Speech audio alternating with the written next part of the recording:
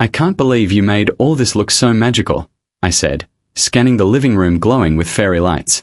Emily laughed, the sound like a bell. I wanted it to feel special. It's Christmas, Jake. I reached for her hand. You always know how to make everything perfect.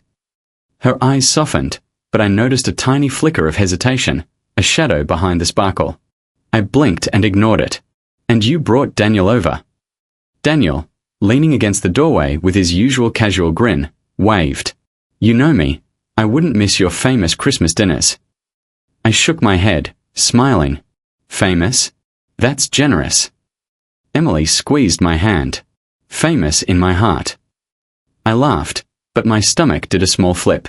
Her smile felt a little distracted. I dismissed it as excitement. Christmas was supposed to be full of warmth, of joy.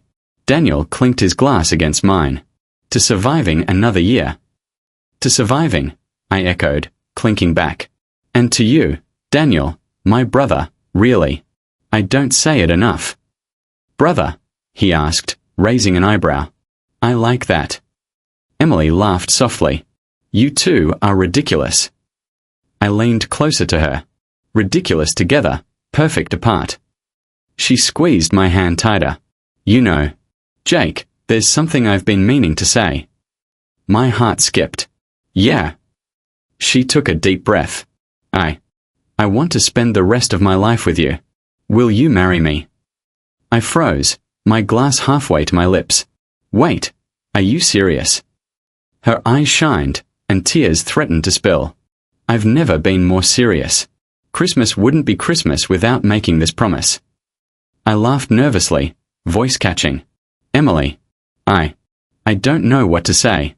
Yes, of course, I'll marry you. Daniel's grin widened. Finally. Took you long enough, man. I've been waiting 5 years. I shot back, laughing, but my chest felt tight. She leaned on me, resting her head on my shoulder. I let her stay there. You're trembling, she whispered. Just cold, I lied. But I wasn't. I was overwhelmed with joy, disbelief, and a pinch of fear. Fear that something could go wrong.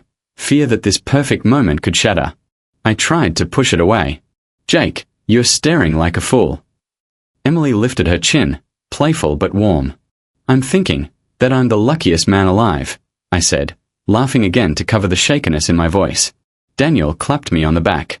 And I'm happy for you, seriously. You deserve it. Emily glanced at Daniel, smiling, and I caught the briefest flash of her eyes avoiding his. Nothing more, I told myself. It didn't matter. Today, nothing mattered but us. So, are we planning a wedding now? I asked, trying to sound casual. Not yet, she said, eyes twinkling. But soon.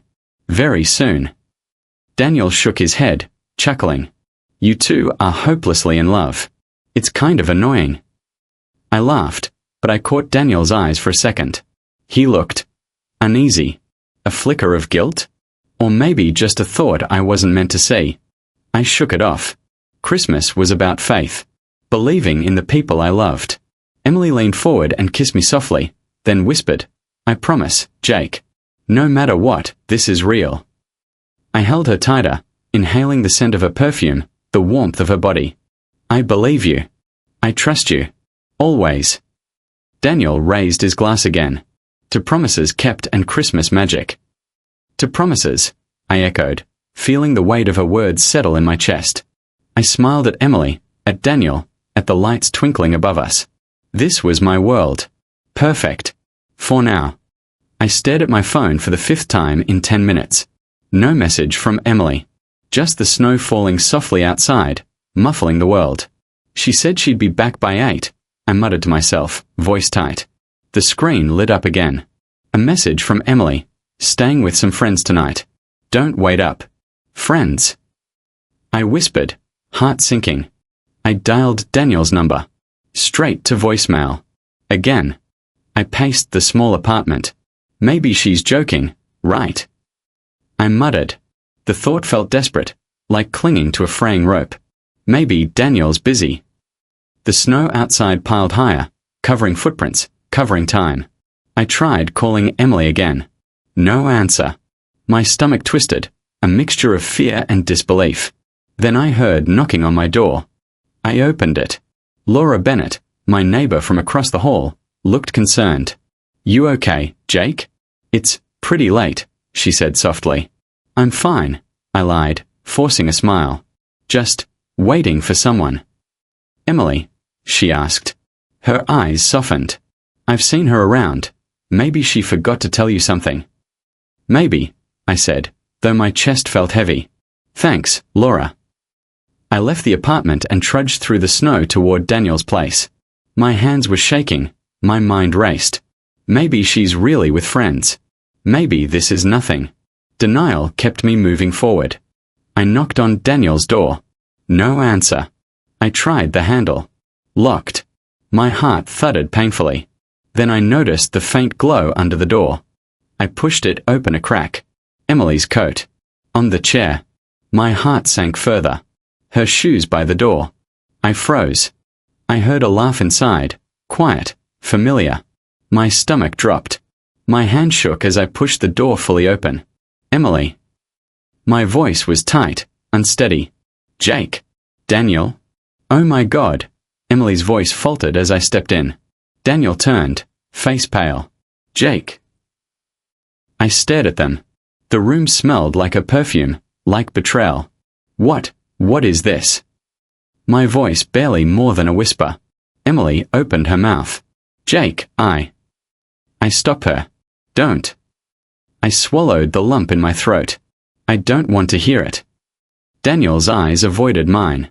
"It's not what you think." I laughed bitterly, a short, sharp sound. "Not what I think. I walked here in the snow, worried sick, and you, this." Emily looked down. "Jake, it's complicated." "Complicated." I spat the word. My chest burned. "You promised me marriage. Tonight is Christmas Eve. And I believed you." I know, she started again, but I held up my hand. "No. Save it."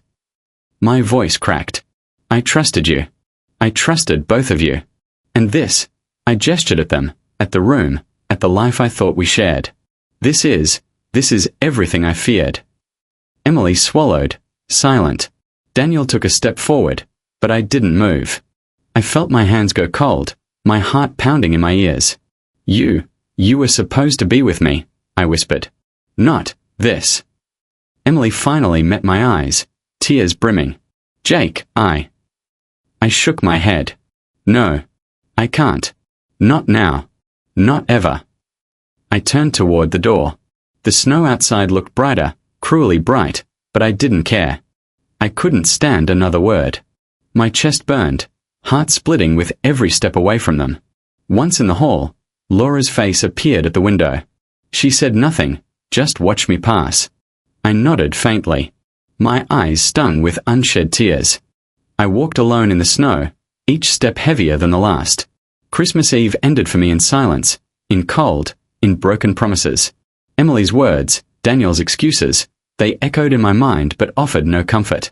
The warmth I thought I had vanished. By the time I reached my apartment, the snow had piled high, covering everything in white. I closed the door behind me and leaned against it, heart still pounding, chest aching.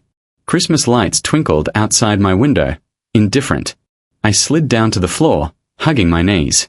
My life felt smaller, darker, and I realized nothing would ever be the same. My phone vibrated again. Emily. Another message. I didn't open it. I couldn't. "Jake, I know I hurt you. I'm sorry. I never meant to." I swiped left. Block. My thumb hovered over Daniel's number, then blocked him too. I couldn't face either of them. Not tonight. Not ever, maybe. I stared at the ceiling, thoughts swirling. How did I not see it? How did I trust them? Anger, shame, and heartbreak tangled inside me. "Jake, you look like hell," Mark said, appearing in my doorway unannounced. I turned. I'm fine," I mumbled, avoiding his eyes. "Fine. You're a ghost," he said, stepping inside. "You've been skipping lunch, staying late, staring at your screen like it owes you something." I need space," I muttered. My voice cracked. I can't think about them right now. Mark leaned against my desk. You mean Emily and Daniel? I flinched. How do you? I've been around, he said calmly. I can tell when someone's destroying themselves from the inside. You're doing that, Jake. You're killing yourself for people who don't deserve it. I don't know what to do, I admitted. The words felt heavy, like admitting defeat. I trusted them. I believed in them. And now, nothing makes sense. Mark nodded slowly. I get it. Betrayal hurts. But disappearing, quitting, punishing yourself, that won't fix anything. You have to survive this. Not for them, for you. I can't, I whispered, shaking my head. I want to scream. I want to make them feel. Don't, Mark interrupted gently. Revenge is sweet in stories, not in real life. It will eat you alive if you let it. I sank into my chair. Then what do I do? Step 1, he said, sitting across from me.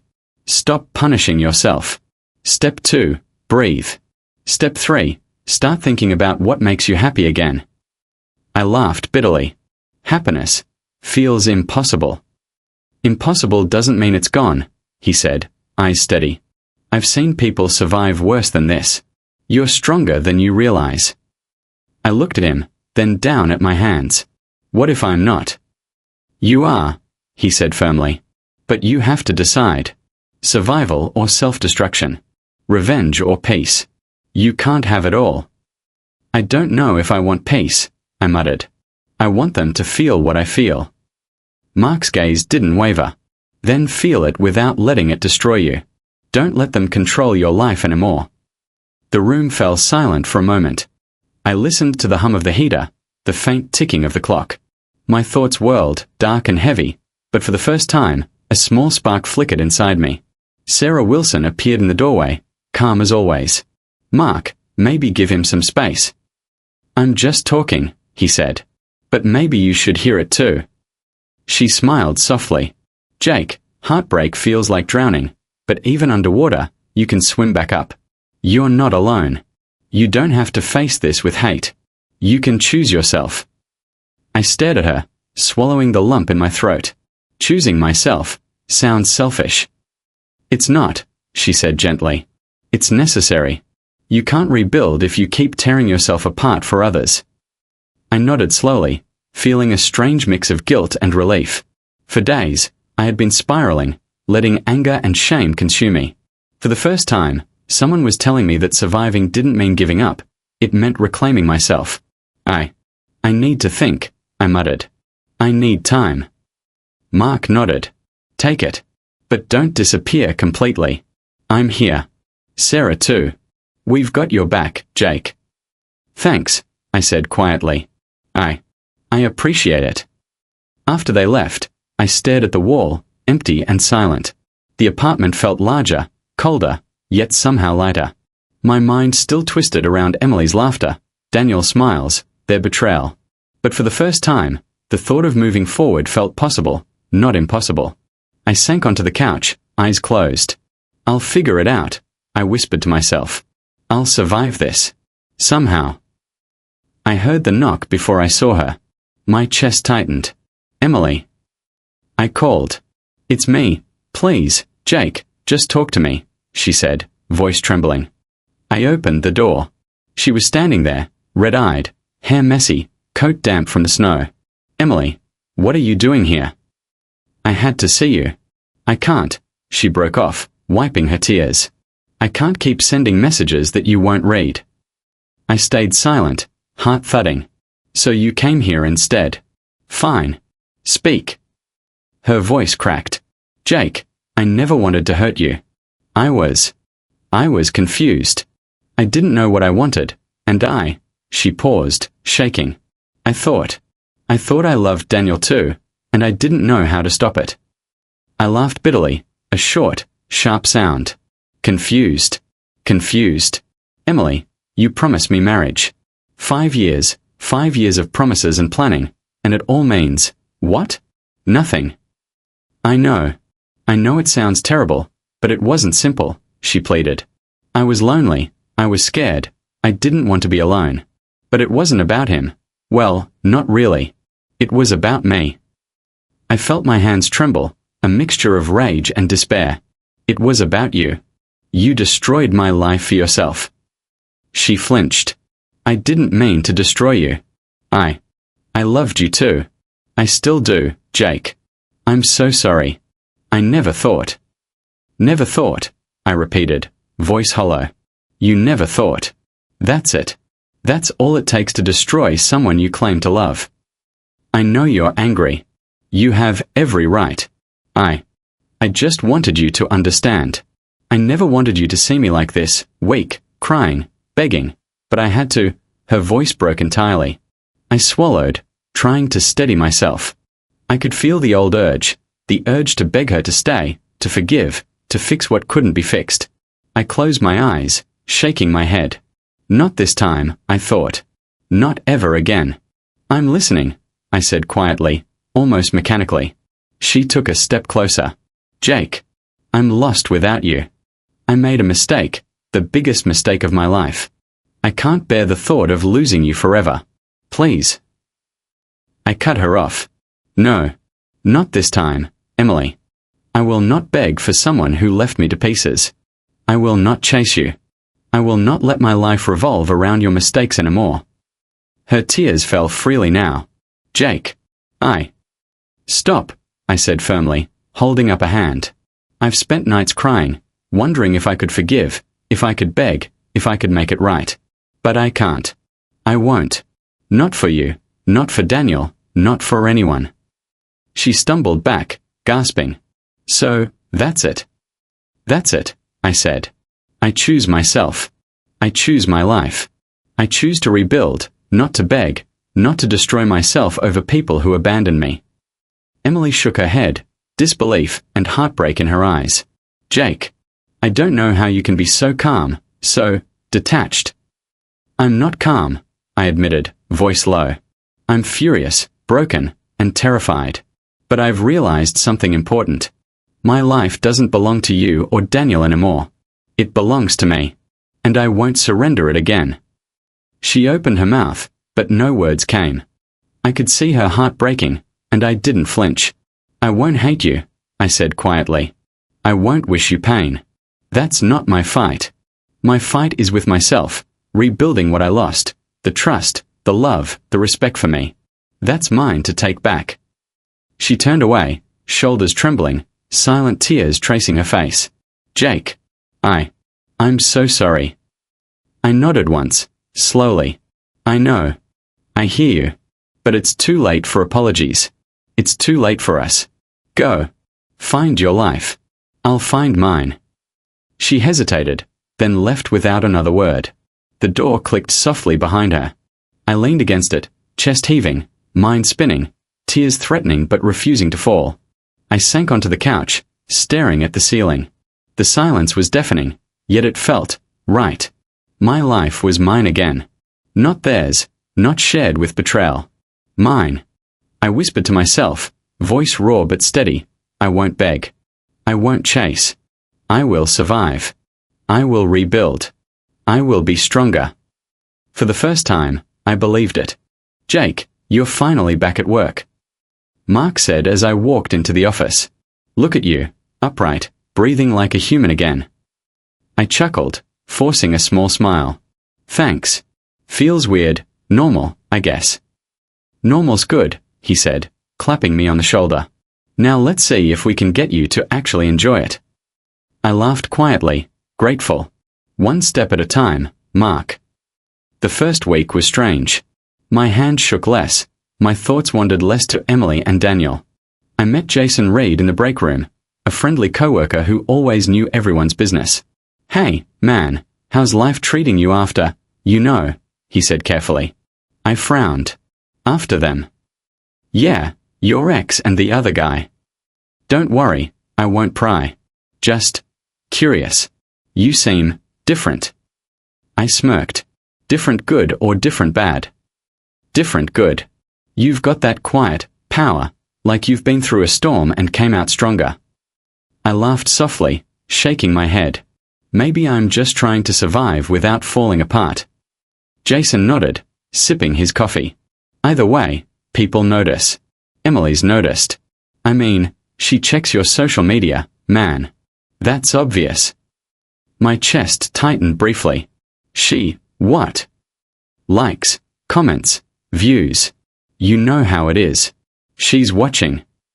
I let it go. I didn't need to react. Not anymore. I had rules now, silence, restraint, building myself. Not her or Daniel. Weeks passed. I hit the gym 3 times a week. I cooked my meals, cleaned my apartment, and created a routine. Mark kept me on projects that challenged me, slowly reminding me I still had skills, value, and strength. Jake, remember, small wins, Mark said one morning. You've got this. I know, I said, finishing my spreadsheet. Feels good to accomplish something for me, not them. Evenings were quiet, and I loved it. No texts, no calls. Just me, music, and plans. Each day, I felt my confidence return, small but steady, like a rising tide. Then Jason dropped by one afternoon, grinning. So, you know Emily and Daniel? I raised an eyebrow. What about them? They're having issues. Big ones. Mutual friends are talking. She's complaining, well, acting like a mess. Classic, right? I smirked faintly. Karma. Jason chuckled. Maybe. Or just life catching up. Anyway, thought you'd want to know. I nodded, not saying more. It wasn't my fight. I was focused on my life, my work, my routine. Let them deal with their chaos. A notification pinged on my phone. Emily liked a photo I posted from the gym. My thumb hovered over it, but I didn't react. I didn't comment, didn't message, didn't think. I just closed the app. I was reclaiming my power silently, piece by piece. Daniel tried reaching out too. One text, "Hey, can we talk?" I ignored it. Another, "Please, Jake. I want to explain." Still nothing. I whispered to myself, "No. Not now. Not ever again."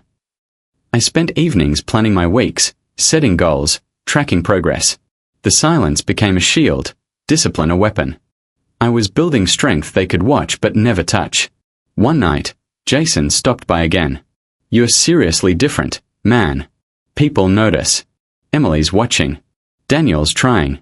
You're untouchable now." I laughed quietly. Untouchable, maybe. Or just smart enough not to let them ruin me again. Jason shook his head. "Either way, you're inspiring." I smiled faintly. "Thanks, Jason. That means a lot." Evenings ended with me on my balcony, cold air brushing my face, snow faintly settling on the city. I thought about Emily, about Daniel, but not in pain. Curiosity, maybe. Observation, definitely. I had control now, over my life, my choices, my reactions. Karma didn't need my hand. It was already unfolding. I whispered into the night, "I'm building." Slowly, quietly. And they're watching. But it won't touch me. Not anymore. For the first time since Christmas, I felt a spark of peace. The past existed, but it didn't define me. I was reclaiming myself. I heard the knock before I even saw her. My chest tightened. "Emily?" I asked cautiously. She stepped inside, coat soaked, hair sticking to her face. "Jake. Can I sit?" Her voice was barely above a whisper, tired and fragile. I stayed silent, leaning against the doorframe. "You came all this way, for what?" She sank onto the couch, hands in her lap. I needed, I don't know, comfort, maybe. Someone to understand me. I glanced at her but said nothing. I could feel the fatigue in her bones, the regret that weighed her down. Daniel cheated on me, she admitted finally, voice breaking. I didn't see it coming. He lied, Jake. Lied the way I lied to you. I inhaled slowly, fighting the rush of anger, the old instinct to yell, to hurt her like she hurt me. Instead, I stayed quiet. I see. She looked up at me, eyes wide, almost desperate. Jake, I know I don't deserve it. I know I've destroyed everything. But I I need to know. I need to hear that you... Go on, I said, voice calm but steady. That you forgive me? Or that you'll... I don't know, care for me.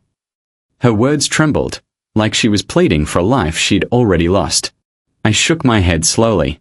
Emily, I survived without you. Her face fell. She opened her mouth, then closed it again. You did. Yes, I said quietly. I woke up. I built myself back, piece by piece. I didn't need your apology. I didn't need Daniel's lies. I needed me. She swallowed, tears spilling freely. I never thought you could do that. Not without me. I didn't need you, I said, steady, letting the words hit without anger, without malice. I needed to survive. And I did. She covered her face with her hands. Jake, I was wrong. All of it. I thought I could have everything. Love you and chase Daniel at the same time. I didn't know. I didn't see. I stayed silent. Part of me wanted to reach out, but another part, stronger, held firm. I would not be the balm for her mistakes. I would not beg her to stay, nor comfort her broken pride. I wanted someone to understand me, she said again, voice muffled, desperate. I understand, I said finally, softly. I understand that people make choices that hurt others. I understand that life has consequences. I understand that you feel fear now.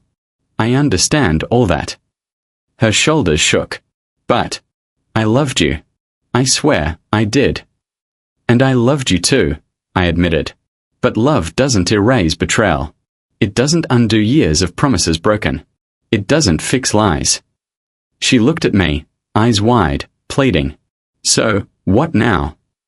Now, I said, standing slowly, you face your life. You face Daniel, the mistakes you made, the pain you caused. I won't forgive you, not fully. I won't chase you. I won't be part of your repair. That's yours to live with.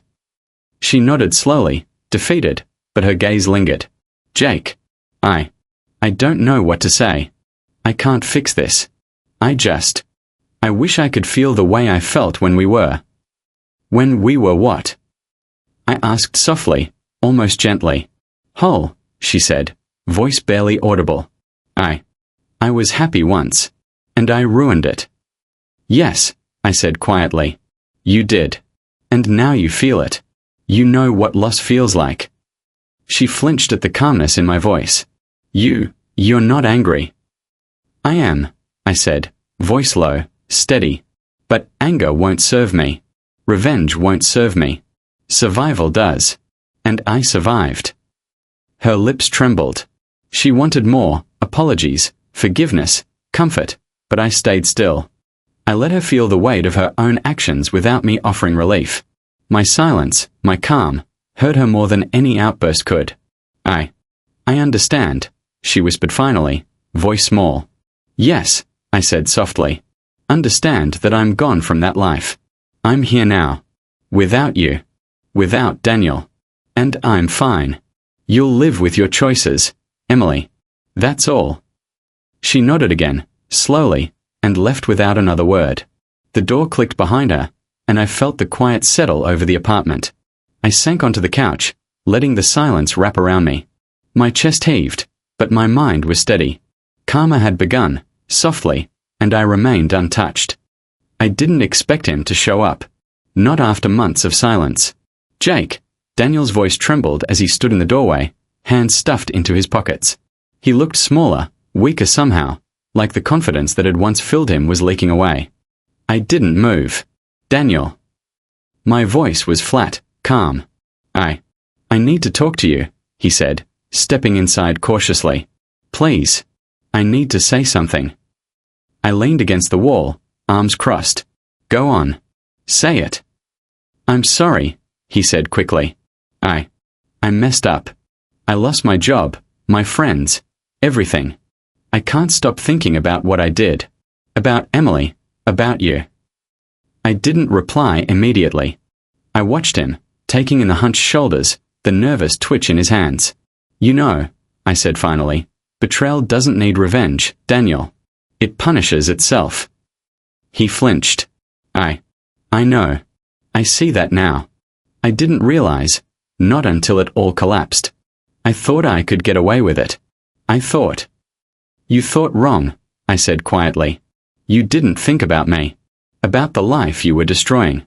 But life has a way of balancing itself out. I never wanted to hurt you like that, he said, voice low. I don't know. I wasn't thinking. I was selfish. I shook my head slowly. Selfish isn't the worst part. It's that you thought you could manipulate people's trust without consequences. And look at you now. Alone. Jobless. Friends drifting away. Everything you built on lies is crumbling. He looked down, silent. I don't know how to fix it. Some things aren't meant to be fixed, I said calmly. You'll live with your mistakes, Daniel. That's punishment enough. You don't need me to give it to you. He lifted his eyes, red-rimmed, filled with desperation. Jake, can you forgive me? I know I don't deserve it, but I need peace. I stuttered him, thinking of the nights I cried, the years I trusted him as a brother. I thought of Emily, of the promise shattered, of the betrayal slicing through everything I believed. And yet, anger alone wouldn't serve me. I can't give you forgiveness, I said finally.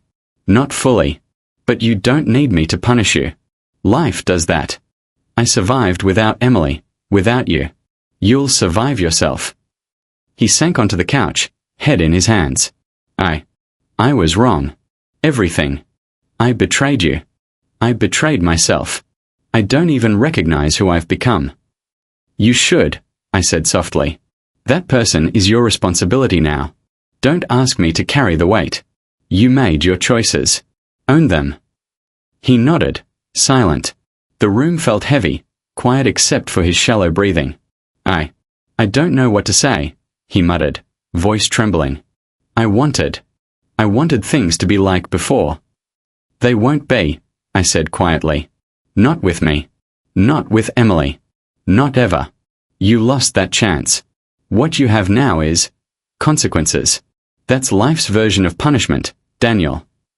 He let out a long, shaky breath. I see that now. I see everything. I stood slowly, stretching my arms. Good. That's what you needed to realize. Don't waste another second hoping I'll fix your mistakes. Don't waste your life begging for what you lost. Live with it. Learn from it. Change if you can. He nodded again, silent, defeated, but listening. I walked to the door. Paused. You'll be okay, eventually. But it won't be easy. And it won't be because of me. That's all I have to say. Daniel looked up, eyes searching mine, pleading for more, but I shook my head. Silence was my power now. Silence and distance. I had no more debt to them, no more anger to spend. I stepped out, coat heavy on my shoulders, snow falling softly outside. The cold air hit me, cleansing in its own way. I inhaled deeply, chest expanding, feeling something I hadn't felt in months. Freedom. Relief. I whispered to myself, voice low but steady, I'm free. I walked away, leaving Daniel to face the ruins of his choices. And I smiled faintly, knowing I had survived, unbroken. The snow fell softly outside my window, blanketing the city in white. Another Christmas, another year. I sat alone on my couch, mug of coffee in hand, listening to the quiet hum of the heater. Jake, you sure you don't want to come to my place for dinner? Olivia asked, her voice bright over the phone. I'm okay, I said, staring at the snow. I like quiet. I like being alone tonight. You sure? She pressed gently. No one should spend Christmas alone. I'm sure, I replied, tone calm. I've learned a lot this year. About myself. About people. About letting go. All right, she said softly. I get it. But promise me you'll come by sometime soon. Even for a short visit. I promise, I said. Thank you, Olivia. I hung up and leaned back, closing my eyes. Silence felt different now. Not empty, not heavy, but peaceful. I reflected on everything. Emily, Daniel, betrayal, heartbreak. The nights I cried alone. The months I rebuilt myself. A notification pinged on my phone. Emily. My chest tightened instinctively, but I didn't open it. I waited a moment. Curiosity gnawed at me. Finally, I swiped. Jake. I know I have no right to bother you. I just wanted to say, goodbye. I'm truly sorry. I hope you find happiness. Always. I stared at the words. My thumb hovered over the reply button. Then I set the phone down without typing a word. No anger, no forgiveness, no reaction. Silence. I whispered to myself, closure doesn't always need words. Sometimes silence is enough. The room felt lighter, freer. I could feel it in my chest, in my muscles, in the way my hands rested on my knees. I had survived. I had grown. I had let go. I looked at the window again. Snowflakes danced in the cold air, sparkling in the dim streetlights. The same snow that had once brought heartbreak now felt like a blanket, gentle and protective. I poured another coffee, smiling faintly. The aroma filled the small apartment, grounding me. I thought of Olivia, of our conversations, of her laughter that reached even through my solitude. A small spark of excitement, not love, not attachment, just life. Jake, are you okay? I heard her voice again in my memory, warm, concerned. I am, I said aloud to the empty room. I really am. I took a deep breath, letting it fill me. I thought of my friends, the few who had stayed by my side quietly, without judging, without gossip. Mark and Sarah, Jason, even Laura from the building. People who had reminded me I wasn't alone in the world. The apartment felt like a sanctuary now. My space. My rules. My life. Not theirs. Not theirs to hurt or influence. Mine. I leaned back, closing my eyes, letting the snow fall silently outside. I thought about Christmases past, the pain, the promises broken, the tears shed. Then I thought about the future, the quiet victories, the discipline, the small moments of joy. Life's funny, I whispered. How it teaches you everything, slowly, painfully, until you finally get it. A soft knock came at the door. I opened it to find Olivia standing there, a small smile on her face, a wrapped gift in her hand. Happy Christmas, Jake, she said, holding it out. I thought you might like some company after all. I smiled, accepting the gift. Thank you, Olivia. Really? She shrugged, cheeks pink from the cold. I figured everyone deserves a little kindness, even on their own. We stepped inside together, the warmth of the apartment wrapping around us. I didn't need more than conversation, laughter, the simplicity of human connection. Not Emily. Not Daniel. Not the past. Just this moment, just this pace. I looked out the window again. Snow fell, quiet and unhurried. I whispered to myself, this time, it doesn't hurt. This time, I'm free. I sipped my coffee, feeling warmth in more than just my hands. I had survived. I had learned. I had let go. And for the first Christmas in years, I felt whole again. Silence, snow, and a quiet heart. That was enough. I sat by the window, coffee warm in my hands, snow falling softly outside. The city moved, oblivious to my reflection, but I didn't mind. It had been months since Emily and Daniel, months since Betrayal. I'd learned, grown, survived. Jake, you're quiet today, Olivia said over the phone. Her tone was gentle, curious. I'm just thinking, I admitted. About everything, and nothing. You're allowed to, she said. You've been through a lot. I chuckled softly. A lot is an understatement. But you know, I'm realizing something. Losing them saved me. There was a pause. Saved you? She asked. Yes, I said slowly. I used to measure my life by them, by their approval, by their lies.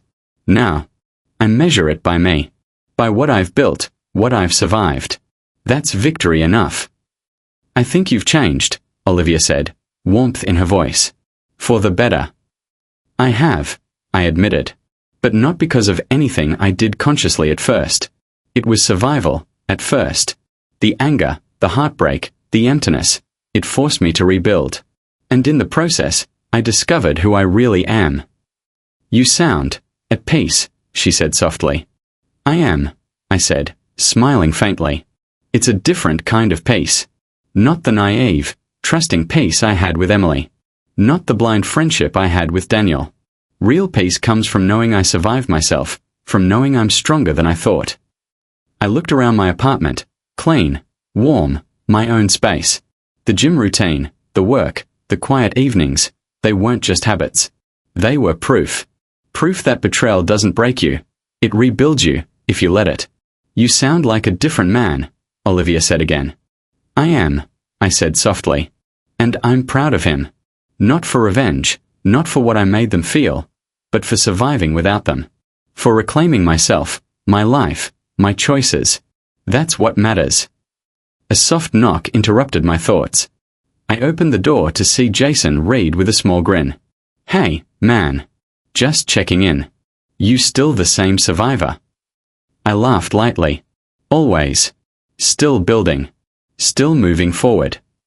Jason nodded. Good. I mean, seeing you now, it's inspiring. You didn't let them destroy you. That's rare. It's not about rarity, I said quietly. It's about necessity. I had to save myself. And I did. He smiled knowingly. Well, looks like you've done more than survive. You've become you. I nodded slowly. Exactly. That's the point. Betrayal tried to define me, tried to take everything I had. But I refused. I built back stronger, wiser. I didn't need revenge to prove anything. Survival proved it for me. He nodded, sensing the weight in my words. So, what now? I smiled faintly. Now. I live. I continue building my life, my work, my relationships with people who matter. I don't look back. Not with hatred, not with longing. I just live. Jason chuckled. That's powerful. I hope people see that. They will, I said softly. Not because I flaunt it, but because they'll notice the calm, the quiet strength. People feel it. They see the difference between someone broken and someone rebuilt. After Jason left, I returned to the window. The snow still fell, peaceful and silent. I thought of Emily, Daniel, all the pain, all the heartbreak. I didn't hate them.